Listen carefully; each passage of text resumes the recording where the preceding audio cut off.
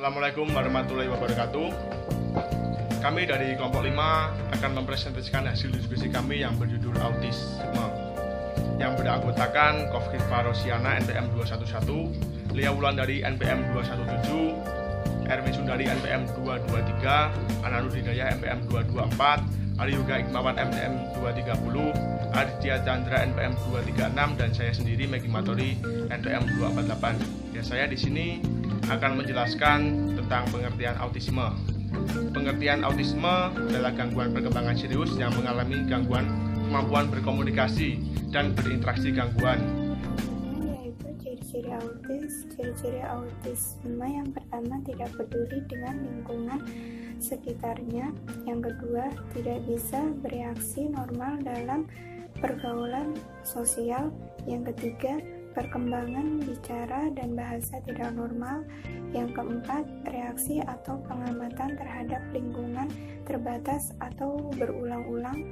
Yang kelima, kesulitan komunikasi baik verbal maupun nonverbal. Yang C, penyebab autisme. Yang pertama, faktor genetik. Penyebab genetik yang sering dihubungkan dengan autisme adalah tuberkulosis dan sindrom Fragile X.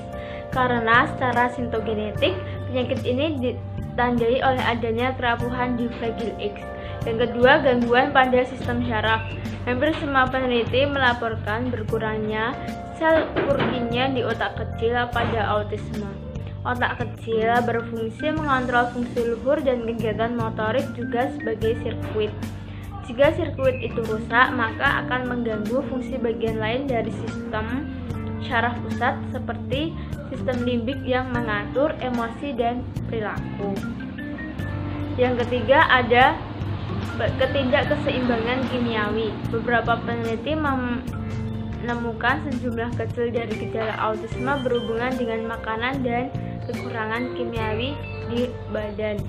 Ketidakseimbangan hormonal, peningkatan kadar dari bahan kimiawi tertentu di otak seperti amyloid yang menurunkan persepsi nyeri dan motivasi. Yang keempat, kemungkinan lain, autisme juga dapat disebabkan oleh virus seperti rubella atau herpes. Kemungkinan yang lain adalah faktor psikologis karena kesibukan orang tua sehingga tidak memiliki waktu untuk berkomunikasi dengan anak atau tidak pernah diajak berbicara anak tersebut. Dampak autis pada anak antara lain: 1. Tidak tahan menjalani aktivitas yang menyulitkan. Yang kedua, ketertarikan yang berlebih kepada suatu objek tertentu. Yang ketiga, kesulitan memahami perasaan orang lain. Yang keempat, tidak bisa mengekspresikan perasaan diri sendiri. Yang kelima, keterlambatan berbicara. Yang keenam, kesulitan menjaga pembicaraan dengan orang lain. Yang ketujuh, mudah marah dan stres. Yang kedelapan, adanya gangguan dalam interaksi sosial. Yang kesembilan, adanya gangguan emosi pada anak. Saya Erwin Sundari NPM 223. Saya akan membahas tentang potensi anak autis dan aksesibilitas anak autis. Yang pertama, potensi anak autis. Banyak masyarakat di Indonesia yang menganggap remeh anak autis itu sendiri. Padahal anak autis dapat memiliki kemampuan untuk menjadi orang yang sukses. Dengan penanganan yang baik, teliti, cermat, maka anak autis akan mengalami perkembangan yang baik. Contoh tokoh-tokoh yang mengalami sindrom autisme atau spektrum autis.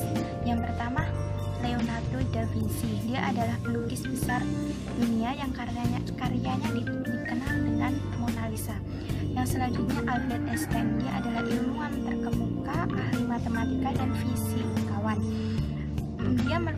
Dia merupakan tokoh-tokoh dunia yang memiliki spektrum autis. Tentunya autis dapat disandang oleh semua kalangan, tidak memandang itu memiliki dari status sosial yang tinggi, ekonomi, politik, maupun memiliki kekayaan. Namun mereka juga dapat mereka juga memiliki spektrum autis itu sendiri. Orang tua yang anaknya menderita autis seharusnya memiliki rasa percaya diri yang tinggi, memiliki motivasi, tidak pantang menyerah, karena itu menjadi penyemangat anak tersebut untuk menjalani kehidupannya sehari-hari. Yang selanjutnya, aksesibilitas pada anak autis. Saya akan membahas tentang aksesibilitas anak autis. Aksesibilitas berasal dari kata accessibility yang artinya kurang lebih memudahkan. Jadi accessibility dapat dipahami dengan kemudahan yang diberikan kepada penyandang cacat untuk mengembangkan dirinya sebagai kompensasi dari tidak berfungsinya bagian tubuh tertentu atau tubuh si penyandang cacat. Selanjutnya, permasalahan dalam hal aksesibilitas sebenarnya sudah lama menjadi perbincangan.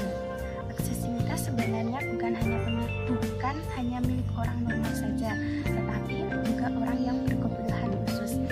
Pemerintah mengeluarkan beberapa perundang-undangan atau kebijakan untuk menyediakan fasilitas bagi orang yang berkebutuhan khusus.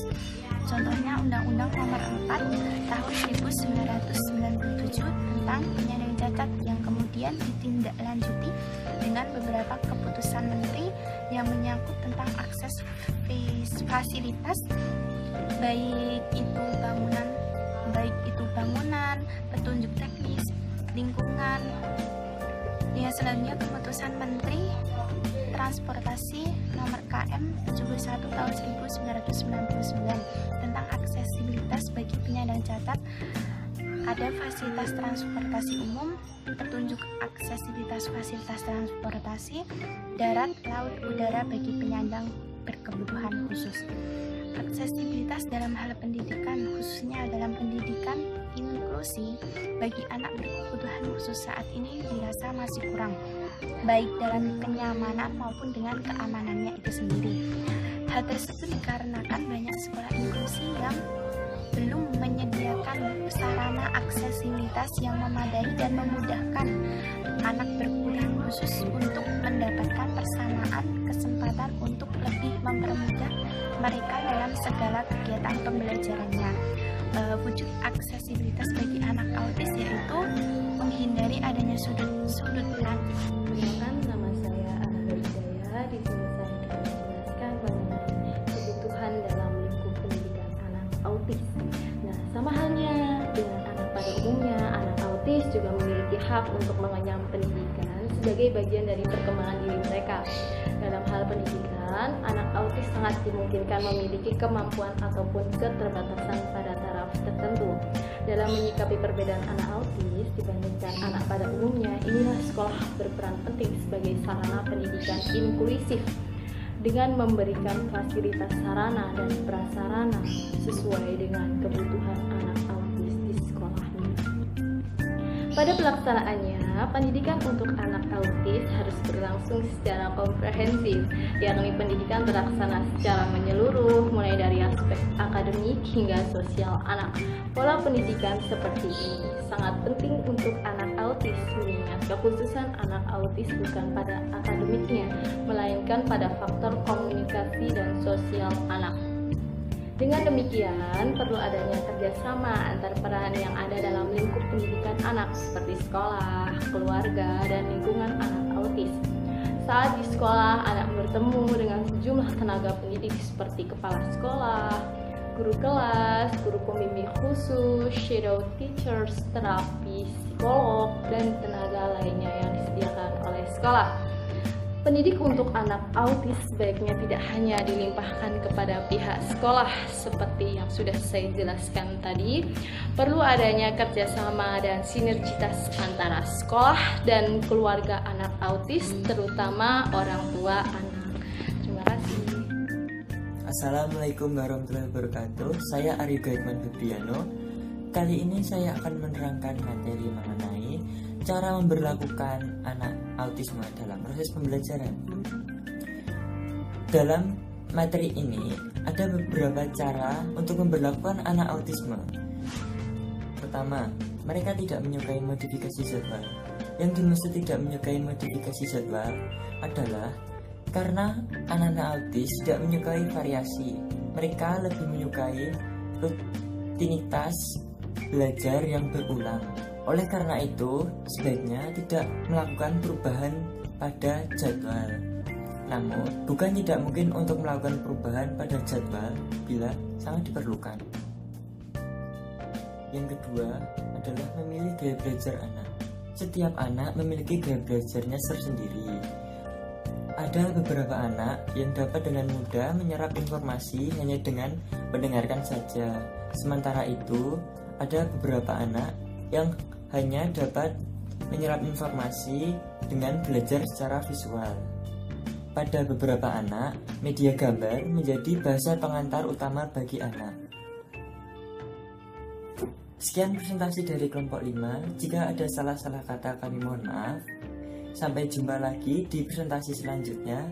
Wassalamualaikum warahmatullahi wabarakatuh.